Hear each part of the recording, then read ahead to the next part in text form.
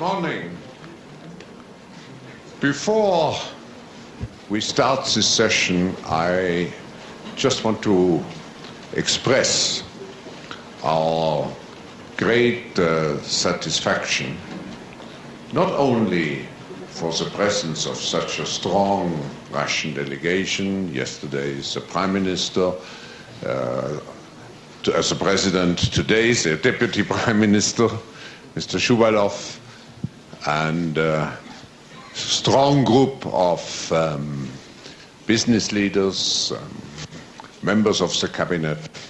But I want to use this opportunity to underline the strong cooperation which the Forum has with the St. Petersburg International Economic Forum. We have worked together during the last years, and this session here is a co-branded session, co-branded between the St. Petersburg International Economic Forum and the World Economic Forum. And I want to thank you for the spirit of cooperation, and we are determined to continue this type of partnership also in the future. So I turn the microphone to you, Tom. Great, because I think we have a video that's going to run first before we introduce the panel.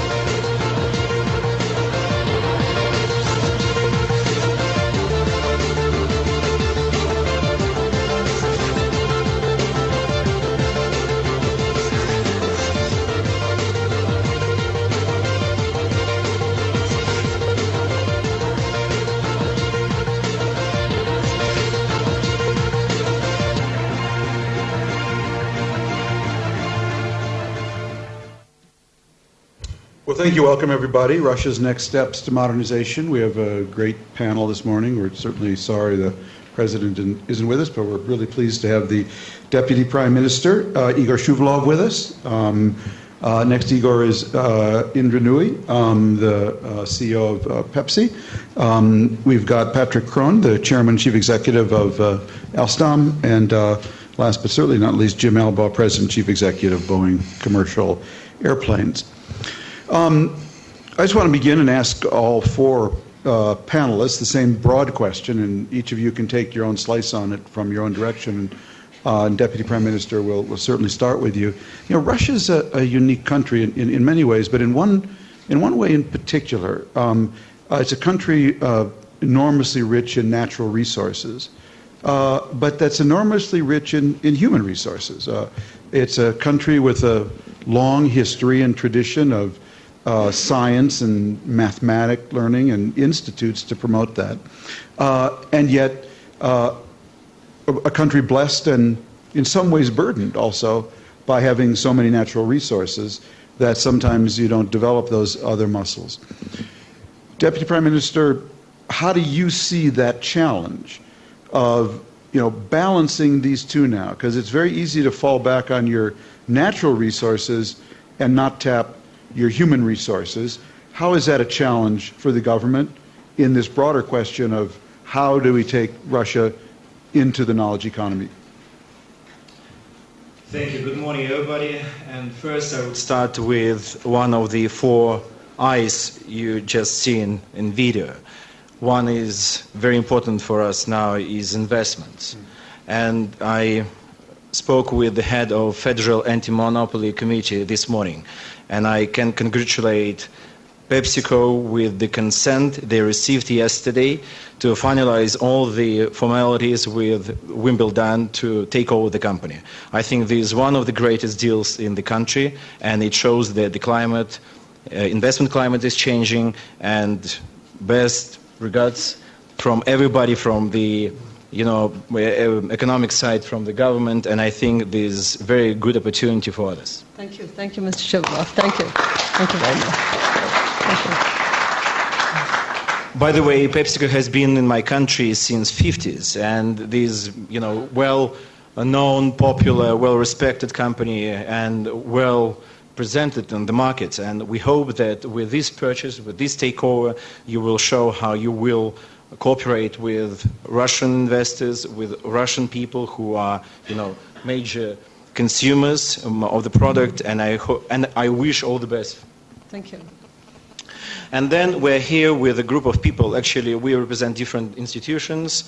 And a colleague of mine and a friend, Elvira Nabiulna, who is the Minister for Economic Development and previous Minister for Economic Development, and now the President for the biggest bank in Russia, Sberbank, German Gref, and another big bank, which is very well-known in the world, VTB, Andrei Kostin, and heads of the regions and other institutions. Actually, we represent different institutions, but we are the same, we one team.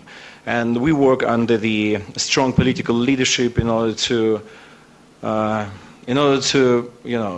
bring our country to an absolutely different stage of development. We all work hard in order to achieve which is called New Russia, and we understand that by 2020, which was outlined in 2008, we need to achieve and to develop Russia as one of the most comfortable countries to live in, where human beings could be well accepted by all the institutions, and where you can develop all your talents, and where future generations would like to live and invest. And I can talk about my country and endless, and because I love my country, and with all the difficulties we face and with all the difficulties we have, I believe, and we believe, our team believes, that we are a unique country in all respects. You mentioned mineral resources, you mentioned human resources. My personal belief is that we are a very rich country, but mostly the real wealth is people. German Gref, for instance, is always complaining that the skills, labor skills, are not very good, and we need to, to do a lot in order to improve it. But at the same time, you can imagine that everybody in our country all get good education at schools, and a lot of people get higher education. Nowadays, it's very modern to get even second higher education, and that concept, which is called long life learning, is well accepted in the country, and we have many people who always try to modernize their skills. And I believe that with all our history, with all our culture, with all our skills, even nowadays skills, we are a very talented nation, and we have shown many times in different aspects, in space, in chemistry, in metal industry, car producing, whatever. We had very good examples, we had bad examples, sometimes mistakes, but we are human beings. But if you look at the country and if you read the history thoroughly, you will understand that in many aspects Russia was able to show that we can achieve if we want, if we can combine all our efforts, if we all see the final aim we dream of, and if we have enough resources, we can achieve. Let me ask you a specific question. If you think about it, Google is a half Russian company. Sergey Brin came from a Russian family. To our great advantage in the United States, though, his innovation was hatched and harvested in the United States. But I'm sure there are many others like him in Russia today. What would entice the next Sergey Brin, who's sitting out there in one of your institutes or schools or whatever, not to come to Stanford and Palo Alto, but to stay in Russia now and launch his new company? I don't see any problem if people, leave the country and get education somewhere, including the States. I think it's even for better of my country. The more people we send abroad for their education, and if they return, and we have many people who got education in Stanford, and we have, for instance, I see Ksenia now, who works for Sberbank, and she studied at Harvard University, MIT, yeah, am I right? And, many people now coming back, and they believe in future, they trust, and they feel they are Russians. But I don't see any problem if people decide for their residence other countries. It's okay, it's modern life. People should, choose their permanent residency, and we don't see any problem with that. It's not old Soviet time, when we thought that all, talented people should stay 100% within the country, and there were some limits even for going abroad. Nowadays, nothing of that exists. And carry on with people. Can you imagine the size of the territory? You can fly almost 10 hours from Kaliningrad, which is based on the shores of the Baltic Sea, to the Pacific. It's 10 hours flight.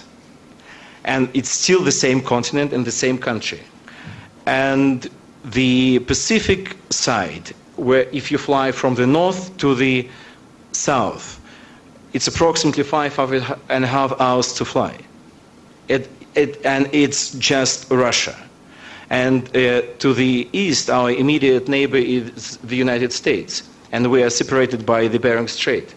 And our natural neighbor, Americans, almost, when the people say something about America and Americans, we always, turn to the west, and Americans always to the east. But vice versa, where natural neighborhood is east. Our governor in Alaska said she could actually see you.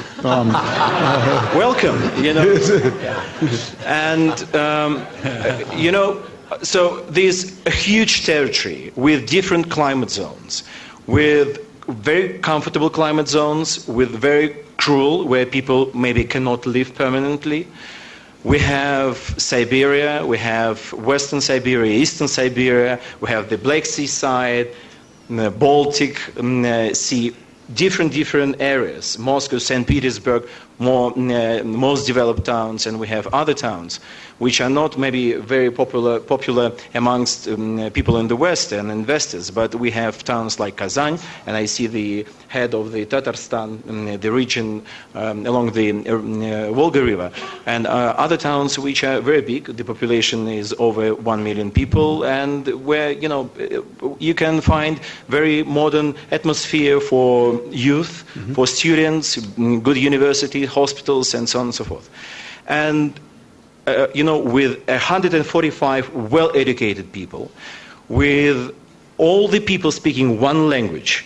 For instance, even in England, in London, just in London, you can find people speaking one language but not being able to understand each other, because if you have someone with Queen's language and Cockney, people will not understand each other. With all the dialects and all the accents in the country, all speak the same language, and it's understandable. And I think this is very, this is very good for future, and this is unique. Great, thank you very much. And just a minute, at the same time, we had 180 other nationalities and over 100 different languages. And all people speak Tatars, other languages, Finnish and others, and they all accept Russian as a native language. Different cultures, different religions. Again, if I come back to the point of Kazan, you see, in the heart of the town, Kazan, just in the Kremlin, you see the mosque and the Orthodox Church just standing next to each other. And people who are serving, in the mosque and the Orthodox Church, they are just friends. They communicate, even they belong to different churches, different religions. And along with that, we have, as you mentioned, natural resources. We have everything. If you want to produce something in the country, you can just explore the soil. Russian soil is very rich, not only with oil and gas. Anything you need for any other industries, you will get in Russia. Great. Let's hear from the others, okay? I'm sold. I'd like to buy something right now, but I would like to carry on. Yeah, no.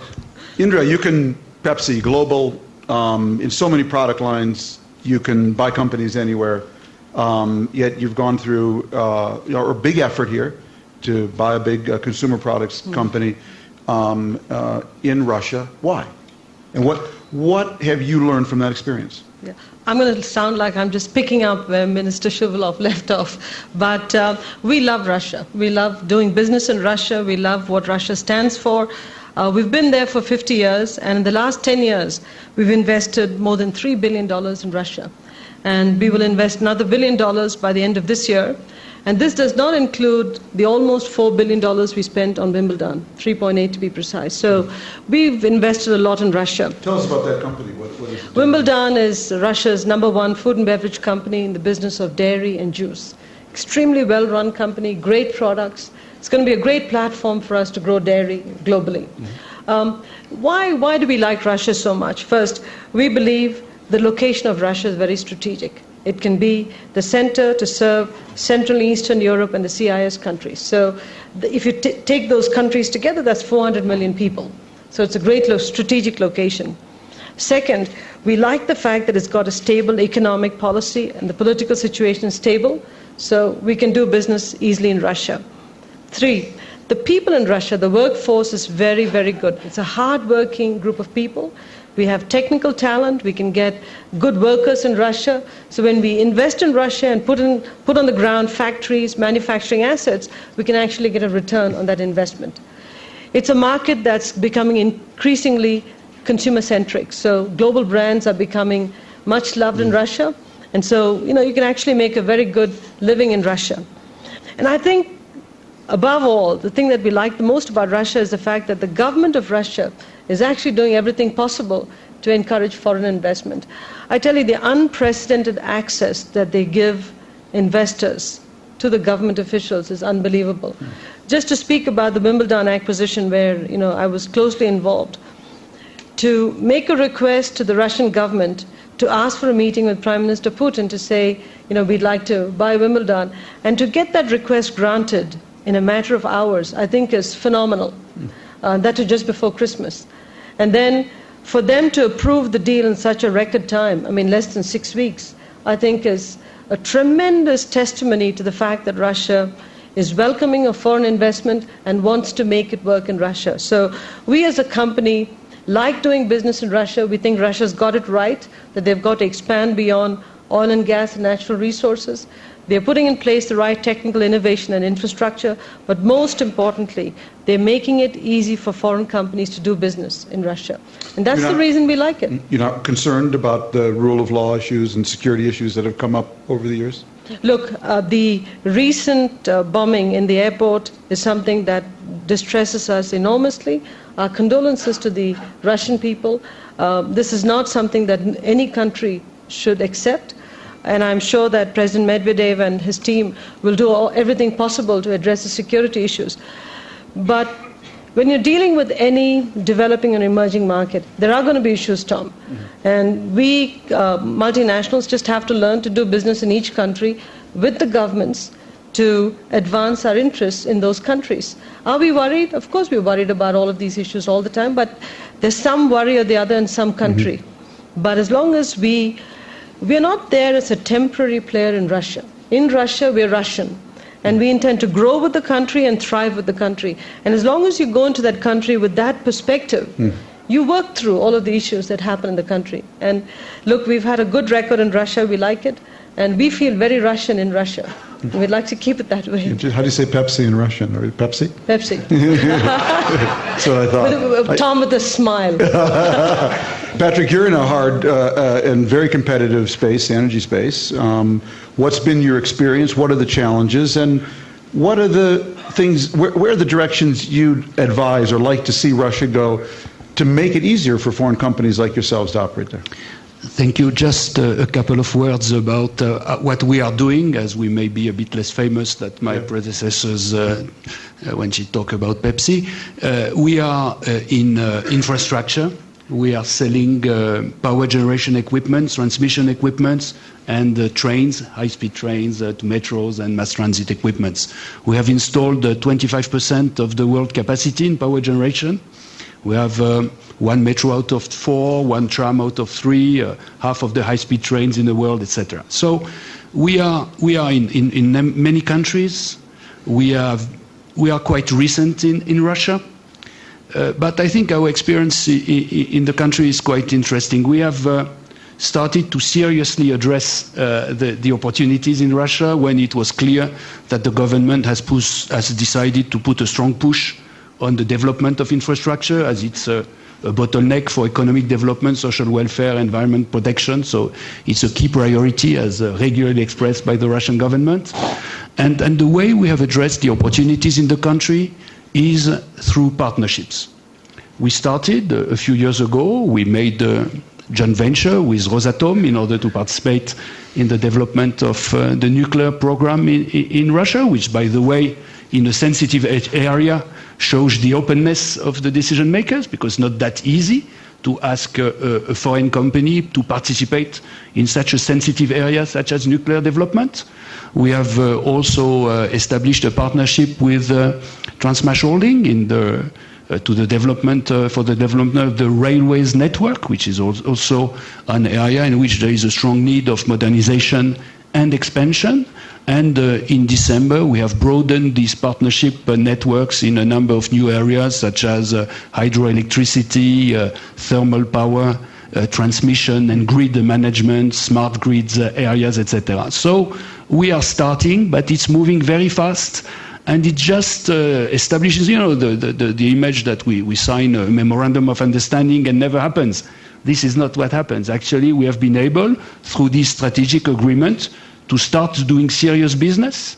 It had turned into contracts in the country, and interesting, starting outside of the country in partnership with Transmash Holding. We are starting an operation also together in Kazakhstan. So it's broadening. So I'm very encouraged. And although it's an original step, and we are in the initial ramp up, we are encouraged by what's happening. Strong support by the government, obviously. With all those good trends, if you were advising the Deputy Prime Minister, is there anything you'd say, gosh, if you guys would just do this, it would really help. It would really take it to a new level? No, I think this is moving nice, so I'm not going to give lectures or lessons. In our industry, what we need is visibility. So we need to have a long-term view. We are a long-term payer. Infrastructure have a long-term development. So we need to have the visibility and stability in the decisions which are taken within this global view. Okay, thank you. Jim, not many Americans know that the planes they're flying on, the wings were designed partly in Moscow. Tell us a little about your own partnership with Russia, how it's worked, and where do you see it going in the future?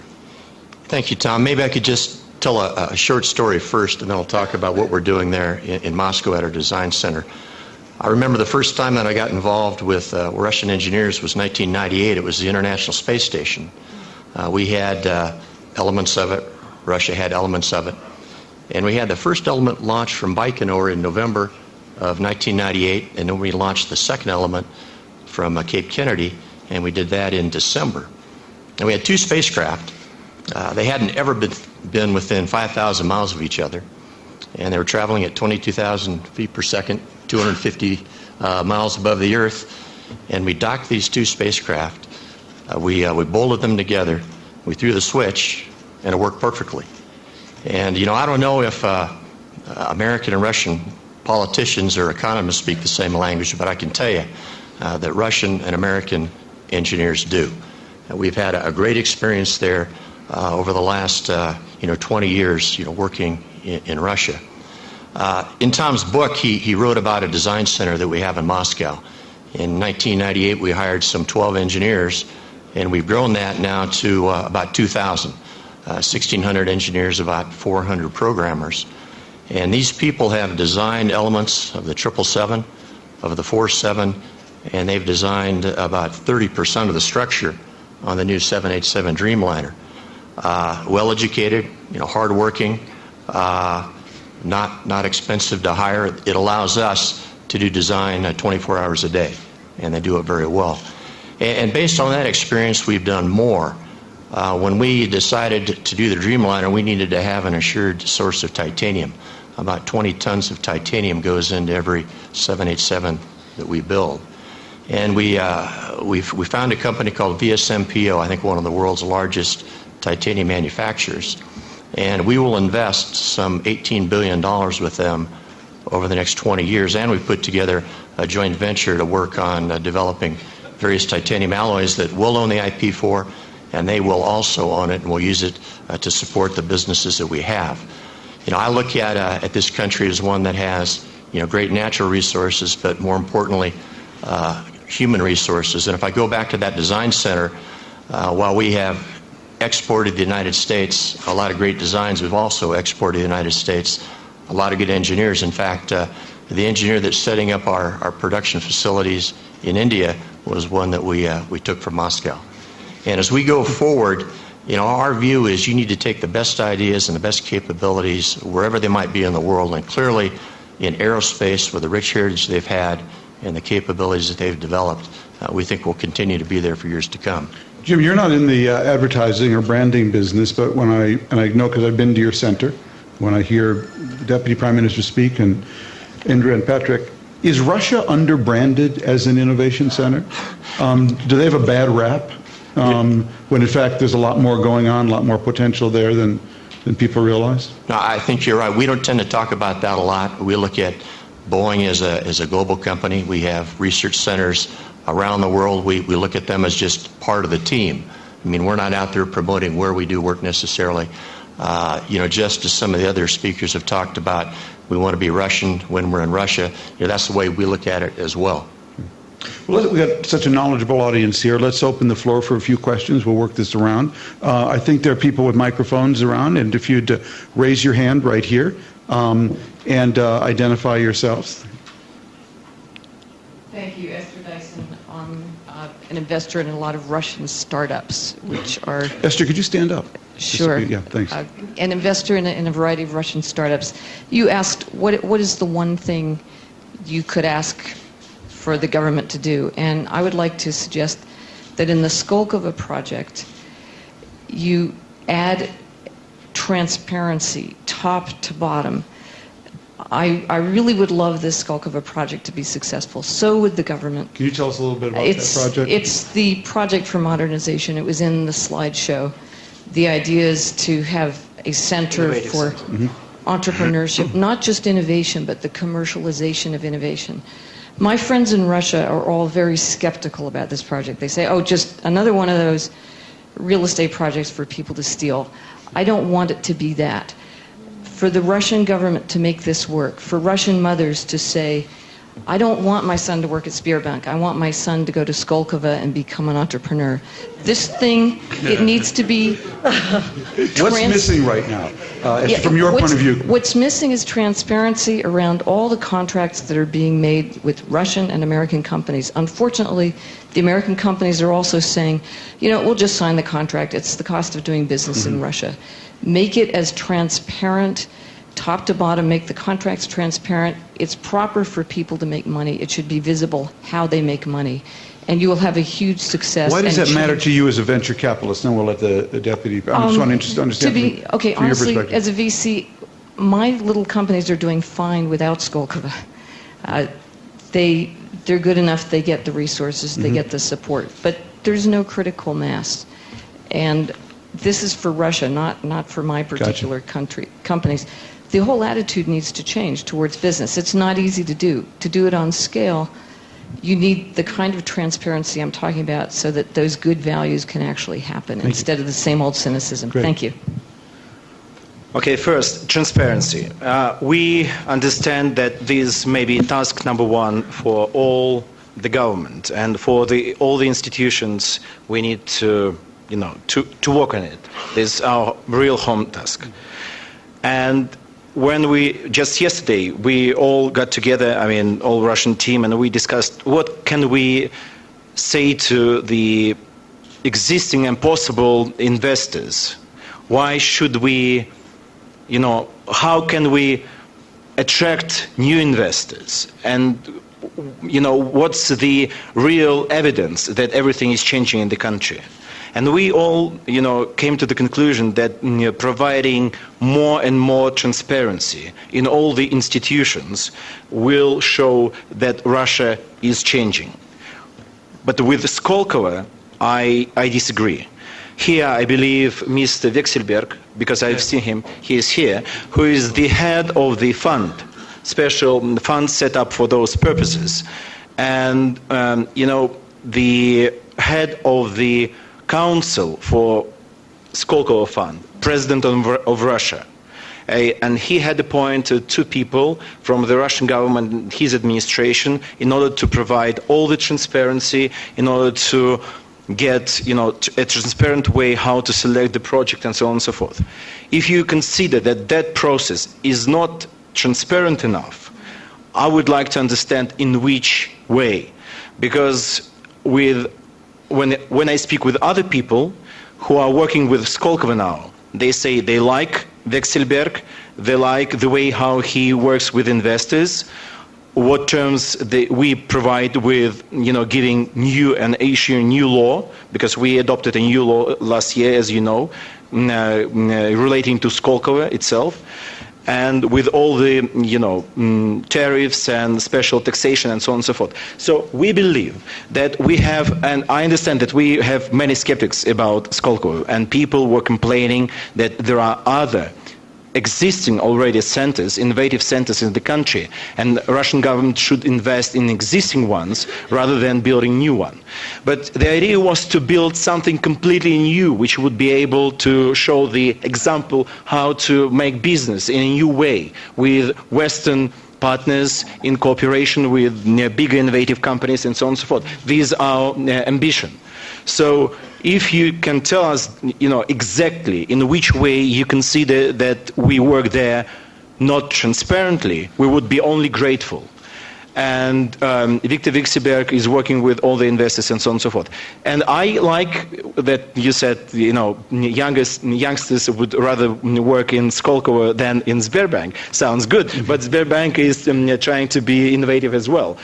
But we don't want that project Skolkovo that will consume just federal funds, money, land, money for infrastructure, then money will be distributed, and it'll be another developing project. We are not developing, real estate there. We are developing know-how, innovative business, and how the result of innovative business then connect with real industries. Take some more questions. John Chambers from Cisco, please. Right here in the first row. First of all, I want to congratulate the leadership in Russia with being about as transparent as I've ever seen in terms of candid questions. It's a willingness to get feedback that I think other countries, whether you're in China, India, even the U.S., we would not see in this type of forum. I think you are at a tipping point in Russia, and I think the odds on the tipping point going very well are very high. I think you've prepared for several decades to achieve this tipping point.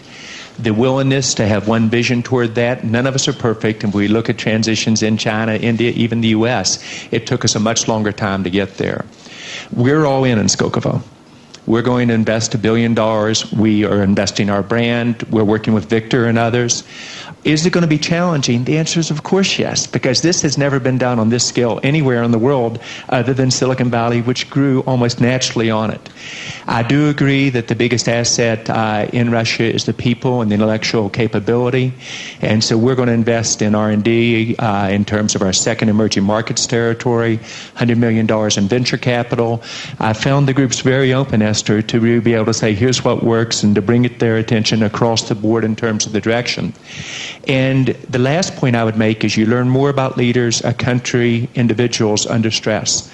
If you watch the way that the leadership has handled the terrible events, you watch how classy it was, how open, how they identified with everyone in the world, I think this is an opportunity for a new beginning.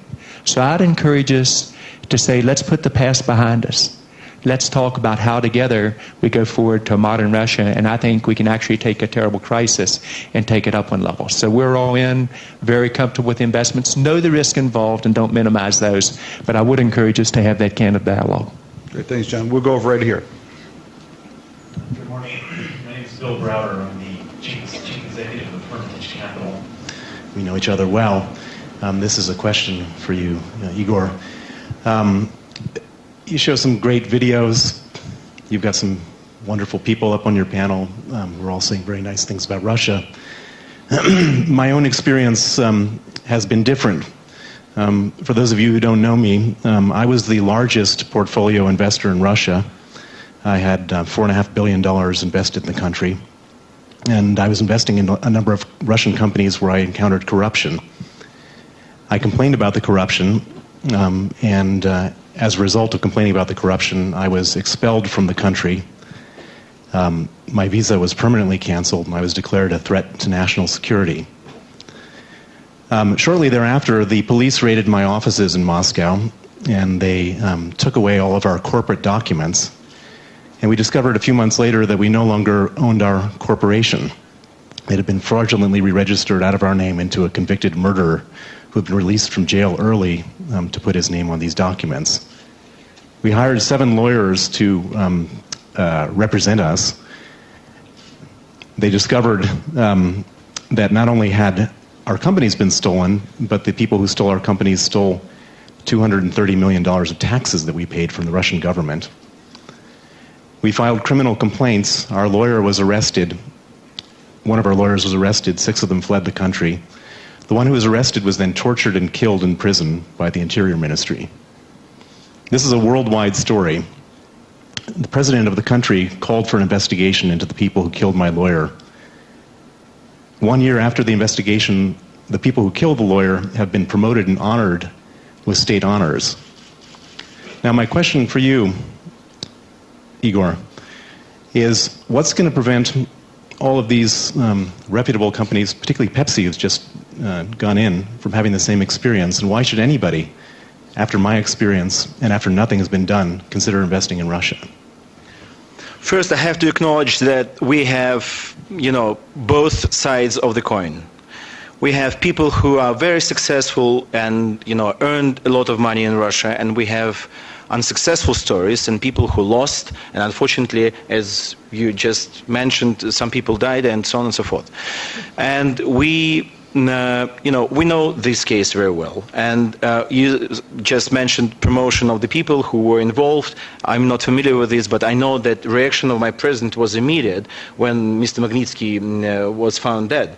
That, around 20 people were fired immediately, and 20 people were under certain proceedings within the Ministry of Interior. So, it was not just, the case which everybody forgot next day. And the president was instructing, authorities himself. He was, he was very pushy. He wanted that this case should be as much transparent as possible. And unfortunately, I don't know the result, the end, whether the criminal proceedings are now finalized and the materials were transmitted to the court. I have no idea. But a year ago, it was very loud, and everybody believed that President Medvedev was personally involved, and he was involved in such a way in order to, to try to find the truth. But your question was about future, I think, not about the past. The past is very important, not always the happy past, but in future, I think we need to concentrate on the positive trends we have now in my country and the trust to the people you work with. You have different people, of course, in Russia, and you have different, people involved in different bodies and agencies. But you have the president of the country, you have the prime minister who is the leader of United Russia, and you have the members of the Russian government and everybody who is here, including regional authorities. And we all want to change the country. As you know, we spoke about this. I cannot change, and even all of us, we cannot change the country overnight, but we can provide the change. If you ask the question, can you see the change? I think you have to acknowledge that the country is changing in a positive way. We have a lot of things we need to change, a lot of things we don't like, a lot of things we cannot adopt. We think it is something which is not for our future, but we need to provide change. This is my job.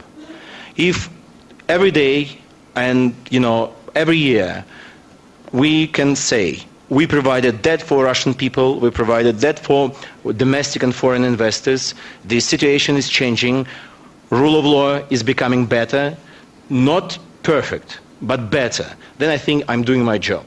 If not, if you think, and all of you who visited my country and know my country, because sometimes people argue about Russia not even visiting my country, but everybody who visited the country and who invested in the country, if you look back to 1999 or 1998 and the year of 2000 when Putin became the president, and now, and yesterday it was, I think, a very good speech made by President Medvedev.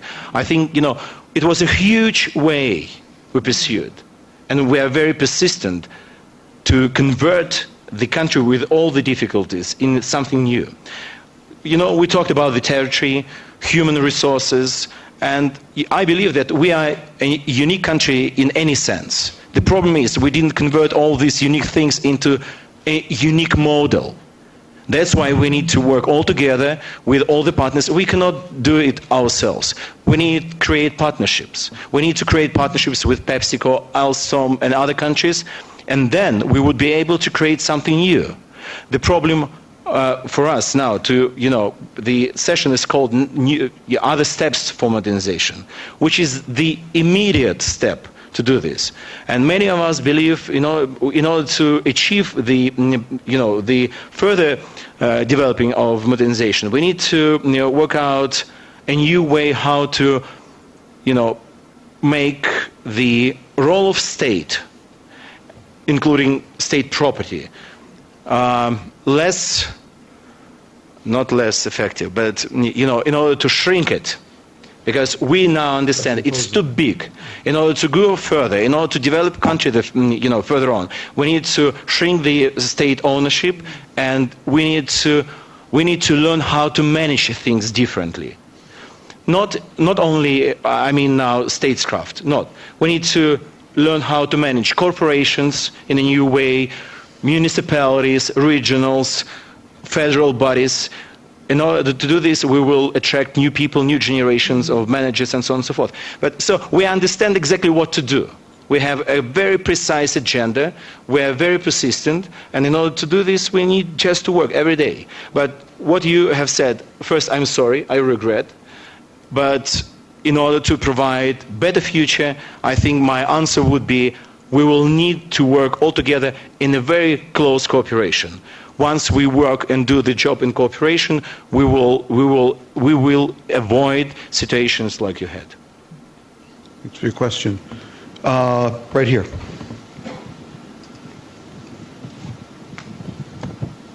I'm Nikolai, head of Microsoft in Russia. So we're also very glad to doing a very good business in Russia, and also investing to the Skolkovo project. And we like both Skolkovo and Viktor Vekselberg, so that's very good. But even listening to this panel, I have the following conclusion, that companies who are deeply in Russia, they understand all benefits and are doing a really good business. And by the way, I mean, even comparing with China, everybody investing in China, but nobody is making real money. In Russia, less companies are investing, but everybody is feeling very good. But the problem is that transparency of overall situation and number of companies is still limited. So I would like to come back to this question of rebranding Russia and promoting Russia, because to be frank, there are few exceptions, and the gentleman was having one of the few exceptions. There are few really not good stories in Russia, but there are few. It's many positive stories. So how to rebrand it, how to promote it more, to make sure that all international community knows about Russia, understand that it's strong BRIC country to invest. I think that's our challenge and opportunity for Russia. So that's the question. Tom, if I may just add to what you're saying. You asked a question earlier on what can Russia do to promote itself even more. And I think there's a little bit of a job to be done there, because companies like ours have been there for 50 years. We understand Russia very well. But I think in today's BRICS world, the CIVITS world, or whatever acronym you want to give to it, Russia's competing for capital. And I think people still look at Russia and say, demographics are working against Russia because your population is not growing rapidly. People look at it as a coal country. People do ask questions about corporate governance within Russia. So I think it might be useful for Russia to embark on some sort of a campaign which talks about the fact that don't focus just on the population in Russia, but it's a gateway to Central Europe, East Europe, and the CIS countries, and taken together, it's a big market of 400 million people with scale in Russia, which is incredibly positive. Second, on the corporate governance standards, if there can be some visible proof that stuff is changing, we see lots of positive movement. If it can be made much more visible, I think it will help Russia. And I think the FIAC, the Foreign Investment Advisory Council that's chaired by Prime Minister Putin, is not a ceremonial committee. He comes to these meetings, he listens to what everybody has to say, and he actually goes off and acts on it. I think it's highly unusual for any country to have a Foreign Investment Advisory Council chaired by somebody as powerful as the Prime Minister. And I think publicizing some of those things will actually help Russia and help the world understand that Russia is open for business, understands that it's competing with the other BRICS, and really wants to make a difference. Change in developing and emerging markets does not happen overnight. We have to just recognize that and work with the countries. Let's just get a few more questions. Please, right here. I work for Unilever. And we share some of the better experiences that people have spoken about. We have a great business in Russia. In fact, we not only have some of our Unilever brands there, but we acquired an ice cream business in Marco. I'm happy to say it's doing brilliantly. A lot of people eat a lot of ice cream, and that's good for us. We also acquired a local iconic brand of sauces, Baltimore. And our experience actually has been also that you can have a great business in Russia, great talent. We've got a lot of investment on the ground. We are a big contributor to the exchequer. I think it's less about transparency. It's more about simplification. One of the requests I have is that we need to simplify a lot of the administrative barriers and technical regulations, regulatory environment. There is a lot of that, And in fact, there is a lot of that is at the center in some of the states and so on and so forth. And I know that there is now a working group of the Foreign Investment Advisory Council, where I'm happy to say that Unilever is very much part of that and leading that. My request would be that if foreign companies can play a more active role in terms of helping the industry regulatory environment, I think that will lead to, if you like, quote-unquote transparency. It is less about transparency, it's more about simplicity. That's number one. The second is the point about talent. I do believe that Russia has tremendous technological talent, but I think what it needs is business and management talent. And allowing free movement of people, easy access for people to come and work in Russia. You know, and I'm now talking about mundane stuff, but important stuff. Being able to get quick work permits, to be able to go in and out of country, I think will also help build local talent. So these are the two comments I had. Thank you. More questions, please. Well, why don't we, is there somebody back there? I'm sorry, I didn't see. Back in the back row, please.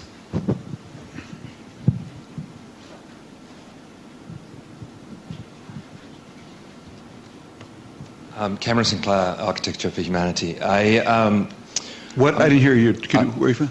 My name is Cameron Sinclair. I'm from Architecture for Humanity. I actually want to touch on something that all of you have kind of brought up, but it is a bit of an elephant in the room, which was the fact of the shrinking population of Russia. You're having 700,000 people a year reduction over the next 20, 30 years. In the architectural field, many of the great architects are trained in Russia, but they leave. And, you know, how does Russia keep its talent, but also grow its population? Because the issues are not in the next 5 years, but in the next 50 years. And how do we treat Russia differently with a much reduced population? Okay, I think your conclusion is based on all data. Last year was a critical year for the population. Our population, you know, became growing. And I have to admit that, you know, it's not a very good situation with our population. But Russian families now have more and more kids. We launched the program 5 years ago, and both President Medvedev and Prime Minister Putin, they are very active, believing that, you know, giving some subsidies and benefits to the families, including, you know, free residence and some subsidies based on the monthly payments and so on, could help people just have more kids, and including school education, kindergartens, because in Russian culture it's very important in order to let moms work very soon after, you know, delivery. So you know, it's changing now. And I wouldn't say that, you know, we are in a perfect world and we have now, you know, 3 or 4 kids in each family. That's not the case. But now it's becoming more fashionable to have kids. I think it's like, you know, maybe 15, 20 years ago in the United States, when, you know, you could see on the buses and everywhere get pregnant and so on and so forth. So it's not that obvious in my country because the culture is different. But now you can, while, you know, just traveling around the country in smaller cities and you know, in the bigger cities, you see a lot of, fortunately, you see pregnant women. And you see a lot of, you know, women with, you know, babies and so on and so forth. So this is changing. And now we have not bad figures. Our death data is much better now than 5 years ago. Because of alcohol consumption, we had, you know, a lot of death every year. Many people were dead in the traffic accidents. So in all that aspect, we are working and we have better and better results. Even, maybe I'm wrong, but I think last year in traffic accidents, we got 50,000 people less dead than the previous year. So it's, you know, becoming better and better. Still, people don't want to fasten seatbelts. They drink sometimes, and we had to adopt new laws. Before we adopted European rules, letting people have some, alcohol in the blood while driving. Now we cancelled it because we think it doesn't work. So it's changing, slowly but changing. But how we keep the talent? Again, I think one thing. Since we are coming to a close, why don't you just sum up your whatever you'd like to say here at the close of the panel on this, with the issue of talent and just generally what you've taken away from this session. Okay, this issue again, talented people leaving the country and coming back. My personal belief: the more people leave the country for education, is very good for Russia because the majority of them will return. The more people will leave the country for, seeking for better places where they can live and their family. It's very good because they will find better places where they can spend their lives. But we have many people who return to the country from science, biology, chemistry, and so on, who left the country, who immigrated even the country. They changed the citizenship. And they now return to Russia, and they want to work in Russia and stay in the country. And in order to finalize all of this, I heard today many positive things. And we attend many sessions in different formats. And what I can hear now that, the voices of positive are becoming stronger and stronger. That's good, but it doesn't help to change the image. That's the problem. We have stronger supporters of Russian modernization. We have stronger supporters for Russian investments. But still, if you turn off the TV screen somewhere in Great Britain or in the States, or you read the major papers, you read all awful stories about bad Russia, which is not true. I think what you get there is not about nowadays Russia, not about modern Russia. We need to correct this picture in order to reflect reality. I don't want to present the picture as a perfect world. We are not perfect, but we are not that bad. So trust us, we can deliver. Stay with us, and we will gain together. Terrific. Well, thank you. Thank you all for coming, and thanks to our panel. Thank you. Thanks very much. Good job. Thank you. And welcome to St. Petersburg.